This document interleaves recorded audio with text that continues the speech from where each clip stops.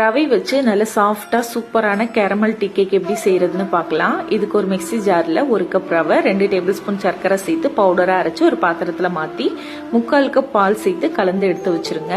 இப்போ ஸ்டவ்ல ஒரு பாத்திரத்துல 1/4 கப் சர்க்கரையை கேரமல் பண்ணிட்டு மறுபடியும் 1/4 கப் தண்ணி ஊத்தி எடுத்து வச்சிருங்க. இப்போ கேக் வேக வைக்கிறதுக்கு ஒரு குக்கரை லோ ஃபிளேம்ல 10 நிமிஷம் ப்ரீ ஹீட் பண்ணுங்க. இப்போ நம்ம ஊற வச்சிருந்த ரவையில நல்லா ஆறுனதுக்கு அப்புறம் கேரமலை சேர்த்து 1/4 கப் எண்ணெய் ஊத்தி 1/4 கப் பால் பொடி, 1 teaspoon baking powder, 1/4 teaspoon baking soda, கொஞ்சமா வெனிலா எசன்ஸ், ஃப்ரூட்டி கொஞ்சமா பால் சேர்த்து நல்லா இந்த பதத்துல மிக்ஸ் பண்ணிட்டு கேக் வேக வைக்கிறதுக்கு இந்த மாதிரி அடிசமமான ஒரு பாத்திரத்துல எண்ணெய் தடவி கொஞ்சமா மாவு தூவிட்டு நம்ம ரெடி பண்ணி வச்சிருக்க மாவு உள்ள ஊத்தி ப்ரீ ஹீட் பண்ண குக்கர்ல 45 to 50 நிமிஷம் லோ ஃபிளேம்ல வேக வச்சு எடுத்தீங்கன்னா சூப்பரா நல்ல டேஸ்டியான ஒரு கேரமல் ரவா கேக் ரெடி. கண்டிப்பா அதை ட்ரை பண்ணி பாருங்க, ரொம்ப சூப்பரா இருக்கும்.